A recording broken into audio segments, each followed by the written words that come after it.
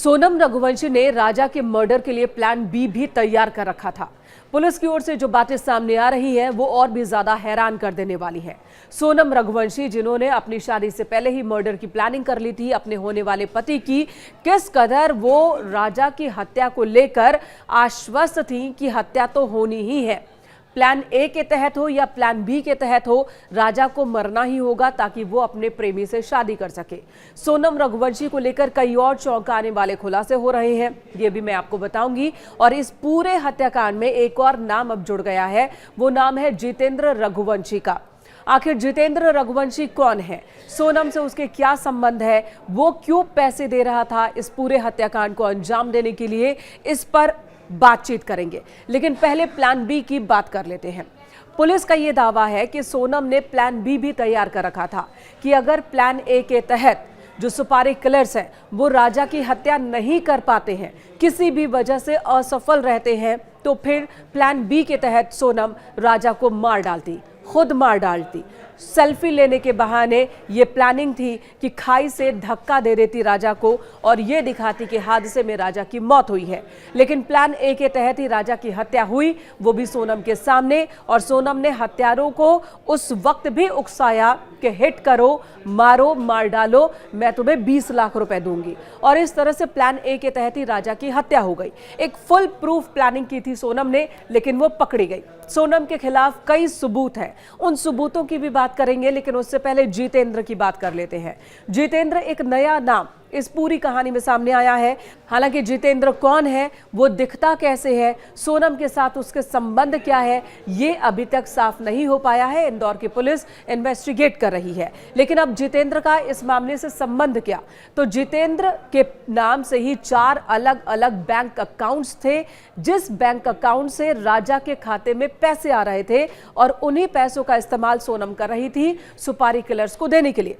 राजा ने अपने दोस्तों को जो 50,000 रुपए दिए, वो पैसे भी उसके खाते में आए थे। देखिए, राजा की सैलरी बहुत ज्यादा नहीं है, बताया जा रहा है कि 15 से 20,000 रुपए महीने का वो कमा रहा था। और ऐसे में उसके पास इतने पैसे कहां से आए कि उसने अपने दोस्तों को सुपारी किलिंग के लिए 50,000 रुपए दे दिए एडवांस के तौर पर जाने के लिए। जब ये सवाल पुलिस के जहन में आया तो पुलिस ने उसके बैंक अकाउंट्स को खंगालना शुरू किया, उस पेटीएम अकाउंट को खंगालना शुरू किया जिसका इस्तेमाल सोनम कर रही थी। तब पता चला कि उस बैंक अकाउंट में बार बार पैसे आ रहे थे किसी और अकाउंट से। 4 अलग अलग बैंक खातों से ट्रांजैक्शन हो रहा था और ये 4 अलग अलग बैंक खाते जितेंद्र रघुवंशी के नाम से हैं। अब ये जितेंद्र रघुवंशी कौन है, इसकी तलाश चल रही है और उसका सोनम से क्या संबंध है। अब एक और बात सामने आने लगी है, लोग ये कह रहे हैं कि मुमकिन है कि सोनम और राज कुशवाहा का कोई संबंध नहीं था। जिस प्रेमी की बात हो रही है वो प्रेमी राज कुशवाहा ना होकर कोई और है। मुमकिन है कि वो जितेंद्र नाम का यही शख्स हो जिसके लिए सोनम ने इतनी बड़ी साजिश रची है और राज तो मात्र एक मोहरा हो, ये भी बात कही जा रही है।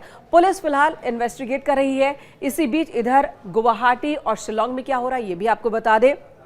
पहले ही गुवाहाटी के जरिए शिलोंग लेकर पहुंच चुकी है सोनम को गुवाहाटी पुलिस और बाकी के 4 आरोपियों को भी वहां पर ले जाया गया और कोर्ट में पेशी के बाद इनसे पूछताछ एसआईटी की टीम करेगी। सवालों की एक लंबी फहरिस्त टीम ने बना रखी है जो इन सभी 5 के सामने रखे जाएंगे। वो सवाल सीन रिक्रिएट भी किया जाएगा। मेघालय के सीएम कह रहे हैं कि इस वक्त मेघालय पुलिस के पास हर वो सबूत मौजूद है जो कि सोनम के खिलाफ इस केस को मजबूत करते हैं। इसमें सोनम की रेनकोट जो कि खून से लथपथ, सोनम की चैट हिस्ट्री, उसमें भी जितेंद्र का नाम है और ट्रांजैक्शन, किस तरह से उसने सभी सुपारी किलर से मुलाकात की है।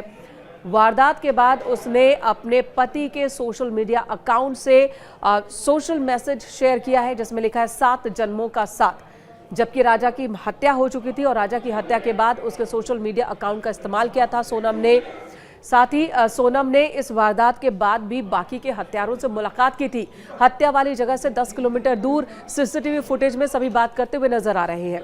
उसके बाद सोनम इंदौर पहुंचती है गुवाहाटी से, क्योंकि शिलोंग में वारदात को अंजाम देने के बाद ये गुवाहाटी जाते हैं। सभी के सभी आरोपी गुवाहाटी से इंदौर चली जाती है सोनम। इंदौर से वापस कैब के जरिए वो आती है वाया वाराणसी गाजीपुर, जहां पर उसने पुलिस को सरेंडर किया। ये जो पूरी टाइमलाइन है, ये जो पूरा आना जाना है, पूरा खर्च का ब्यौरा है, हर एक जानकारी और सबूत इस वक्त पुलिस के पास है और ऐसे में सोनम के खिलाफ बहुत ही मजबूत ये मामला है।